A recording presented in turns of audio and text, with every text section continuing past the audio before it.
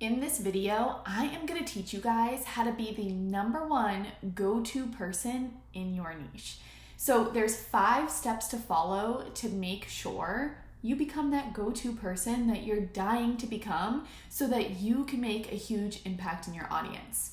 So step number 1, you must have an aligned niche. Now, if you've been following me for some time, you've heard me say before, there's one thing to have a niche, there's another thing to have an aligned niche. When you are in alignment with your business, with your mission, with your vision, and with your community, that's it. Like, that is what you need. It is so hard to become that go-to person if your niche is just like, it's a niche, I can do it. There's not like a driving passion behind it, because your energy is what sells. People buy you and they buy the transformation. Your energy speaks to both of those things. So what is an aligned niche versus a regular niche?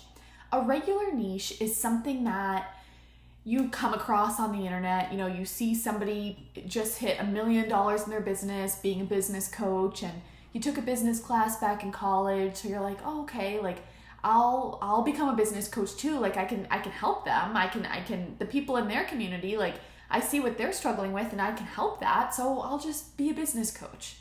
Whereas an aligned niche is something that lights you up. Like you are in alignment with your highest self, like, and your soul's mission in this world when you find your aligned niche. Your aligned niche comes from your story. It comes from something that you have experienced before.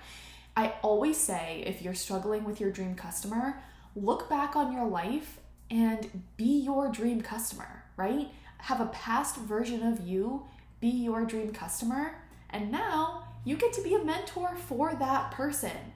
That is you being in alignment.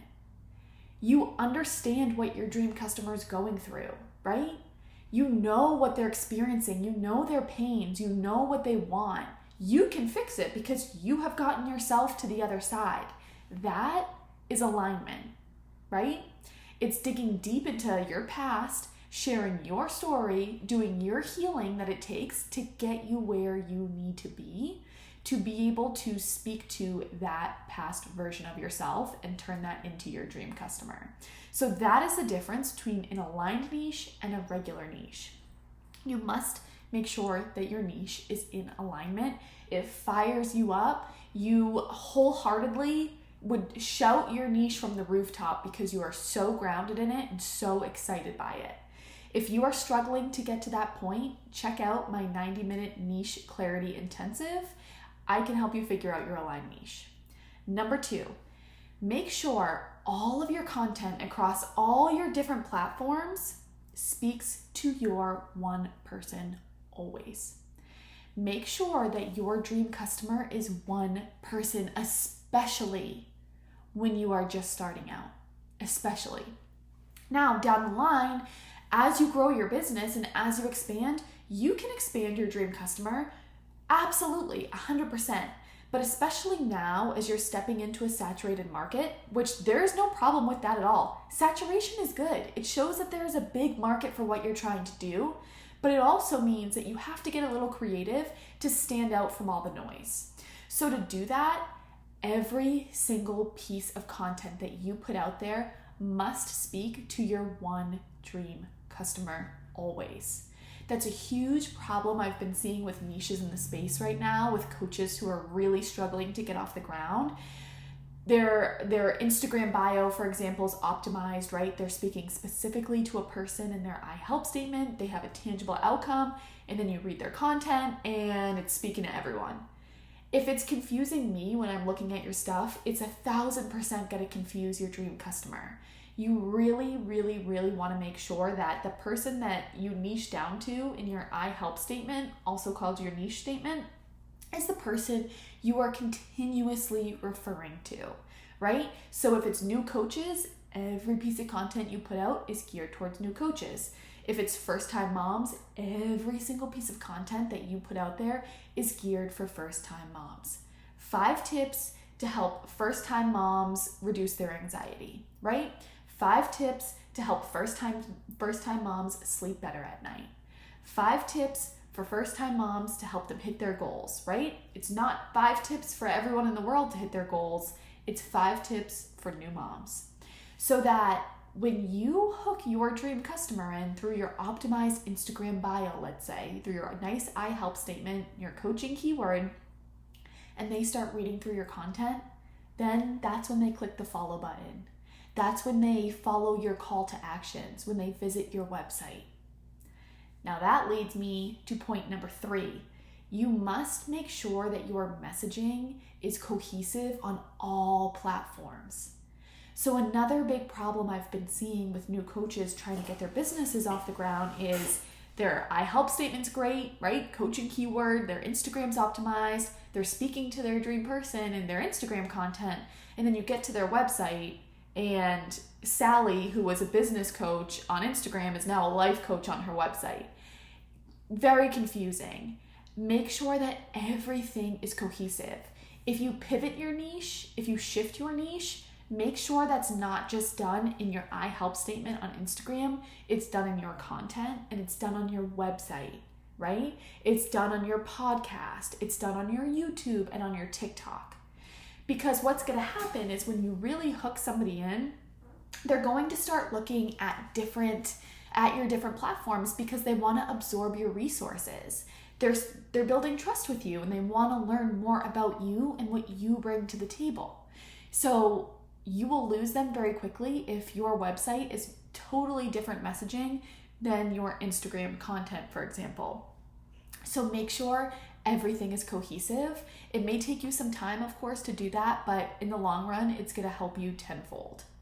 So number 4, now that you're in alignment with your niche, you're speaking to one person in all of your content and your aligned niche is on every single piece of your platforms that you put out there. It's all cohesive.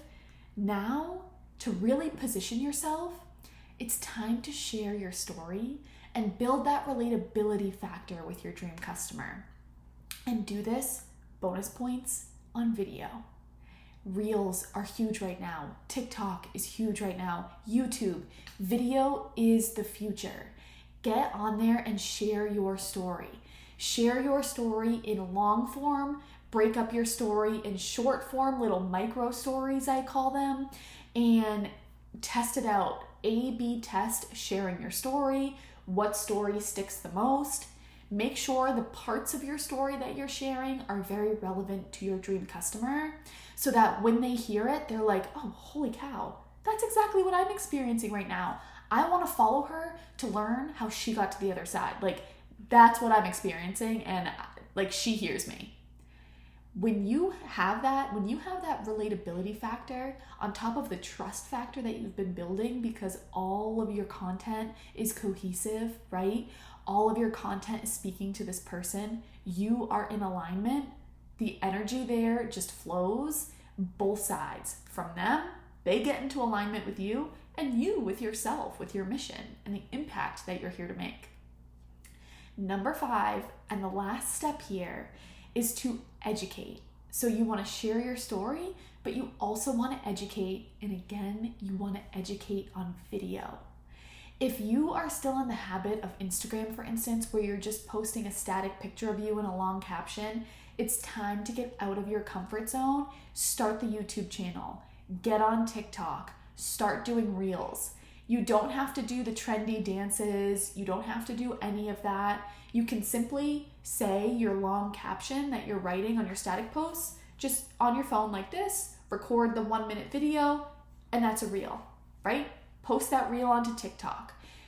Get onto as many platforms as you can, and that does not mean burn yourself out. That means strategically pick platforms that work for your dream customer and leverage video as much as possible.